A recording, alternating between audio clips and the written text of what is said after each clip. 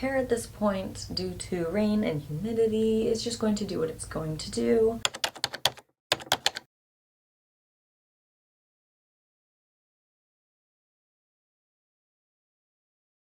On May 18th, I officially passed my 6-month mark for my breast augmentation surgery. And like I said in my 3-month update, I want to do this about every 3 months to keep you guys updated on things. As you can see from the thumbnail and the title of the video, we're going to be talking about a few more different aspects to plastic surgery than just the surgery itself in this video. So let's start with the basics. As always, this motorcycle's driving me nuts, I swear to God. Pass. So the basics of my surgery are I got under the muscle 450cc gummy bear implants, high profile, and I am now a 34 double D. As always, before you watch this video, please watch my small documentary I did about my surgery. I'll have it linked up here somewhere and in the bio so that you make sure you have all the information and details beforehand, so then this video will make a lot more sense, I think. So the question I always get in regards to the subject is, how am I feeling? I'm feeling much better. I don't know if I talked about it in any of my previous videos, but I dealt with a little bit of post-op depression, which is actually pretty normal, but not a lot of people talk about it. It didn't stem from me being upset over my surgery or the results or anything like that. I think it just has to do with the fact of you're hurt, you have to stay inside, you can't really do much, you can't really go anywhere, thus your mind will get a little bit depressed. And I did deal with that for a little bit, but I have felt, oh my God, pass this motorcycle, dude.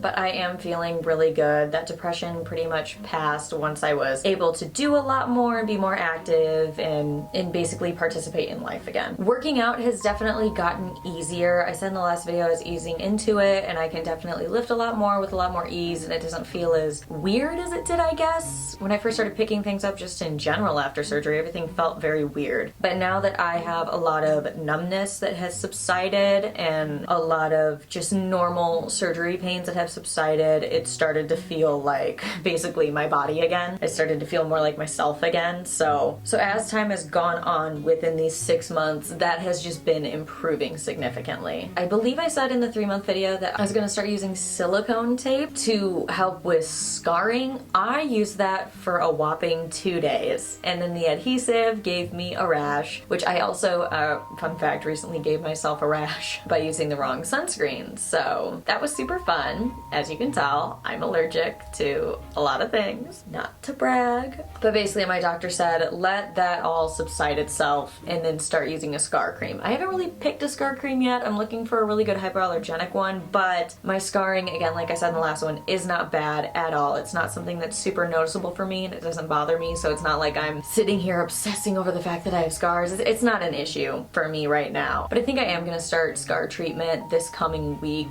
just because now that the rash from the sunscreen is gone, I can make sure that I have nothing wrong with my skin outside of the usual eczema, psoriasis thing, and make sure that I'm not allergic to the scar cream and that it's working. So that's where I'm at for scar treatment. Another thing I've noticed since surgery 6 months ago is, well, I can wear a lot of tops that I used to not wear. Like, I used to never wear tube tops like this, and now I'm obsessed with them for summer because I feel like I fill them out better and they just look better overall on me. Not to say if you have a smaller chest that you can't wear them. You totally can. Just for me, it always felt like they were falling down. So I'm really excited to wear those, but I found that with shopping, it's kind of frustrating just because each brand is sort of so different with their sizing, and I think that frustration, you know, happens for everybody if you're shopping for anything like jeans, tops, dresses, whatever it may be. Each brand sort of, their sizes differ. I found that I'm a medium in most tops, but sometimes I will have to get a large, but then I'll look at a top and go, oh, I should get that in a large, and it ends up being way too big, and it's so frustrating in that facet. But I have found a bunch of cute clothes nonetheless. So while it's been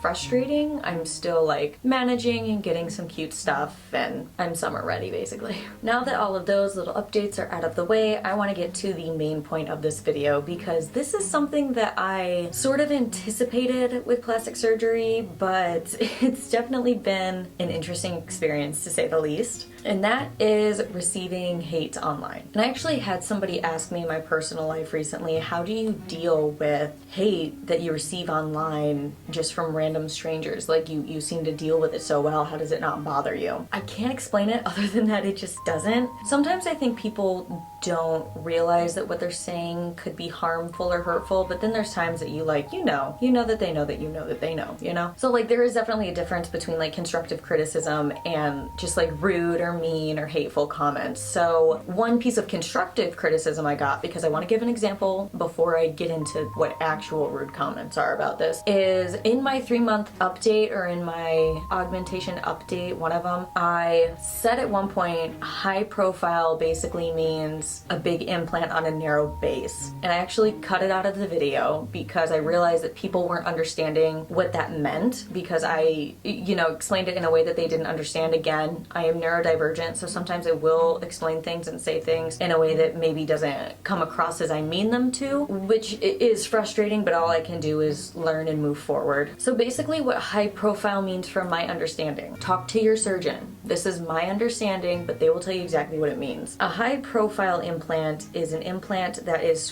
it's bigger. Like you can have them all the same cc, right? But it's bigger because it's higher. It sits higher. It doesn't lay as wide when it's flat against the chest cavity or table or whatever you have the implant on. It sits higher up, so it projects farther out. And that's because it has a narrow base with a lot of volume within the implant. However, people with narrow frames, such as myself, will typically get high profile implants because of the narrow base. It's just gonna sit better in the chest cavity. But again, talk to your surgeon. People get so hung up on the terms high profile, moderate profile, and low profile that they aren't realizing that at the end of the day, their surgeon's gonna recommend what's gonna look good on their body. So just because I'm petite with a high profile doesn't mean that somebody else's petite will look good with the same high profile. That's not how bodies work. All of our bodies are different. So I just wanted to clarify that because there was some confusion, and I wanted to make it very clear that that is my understanding of it. Even some surgeons say that they don't like the term high, moderate, or low profile because it just gets so jumbled sometimes. But that is what I have, and that is my understanding of what it means. Again, not a doctor.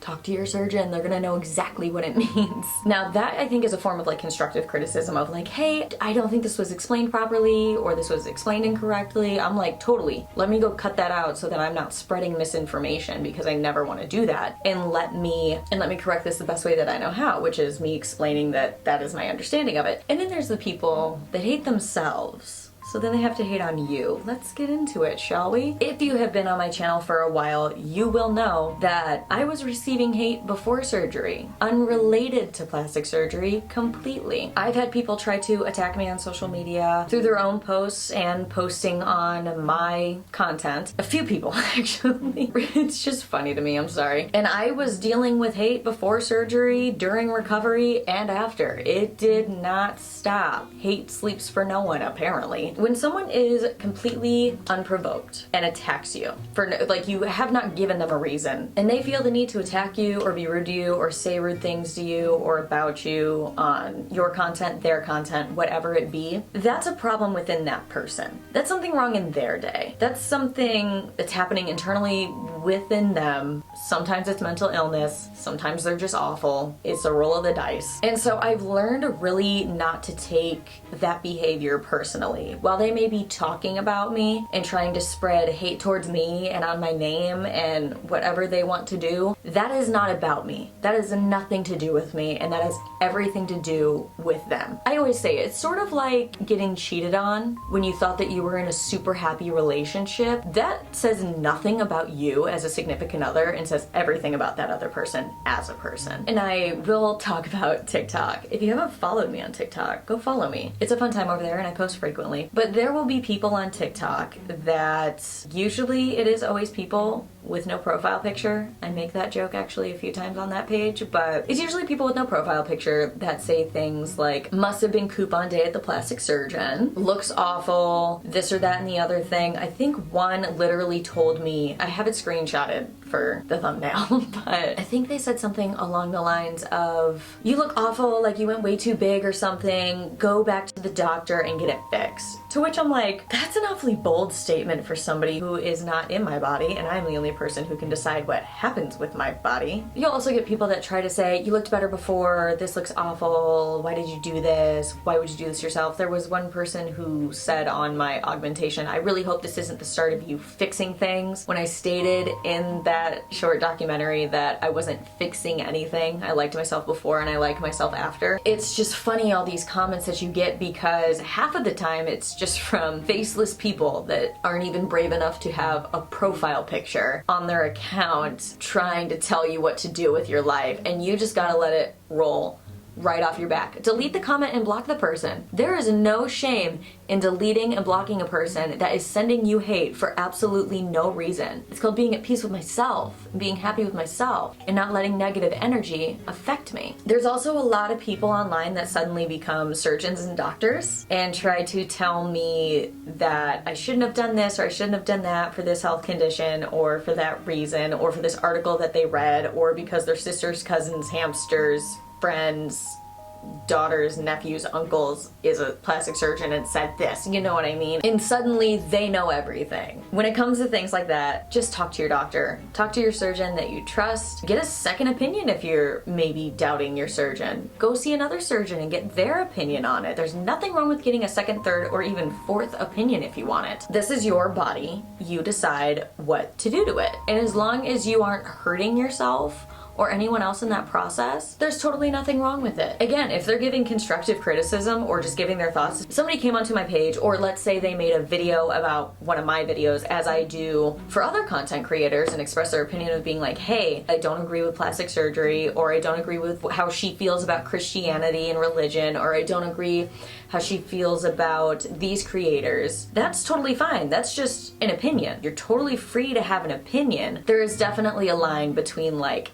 analyzing something and giving your opinion on it and just being rude and being awful because you just can and you're miserable with yourself. And you gotta learn to look at those comments and differentiate. You cannot let hate that you receive online affect your day-to-day life. You just can't. You gotta know that there's something wrong with that person, and if that's how they want to live their life, there's nothing you can do about it. Just look inside yourself and say, what type of person do I want to be? And that's all that you can do. And that's how I deal with it. I just go, okay, this person's messed up, not my problem, block, delete, done, simple. But I think that's all I wanted to talk about today. Yeah, I think that's it. I think that's all I wanted to talk about today. Thank you so much for watching my 6-month post-op update. I hope that you enjoyed it. Please be sure to like and subscribe, and I will see you guys in the next video. Bye guys.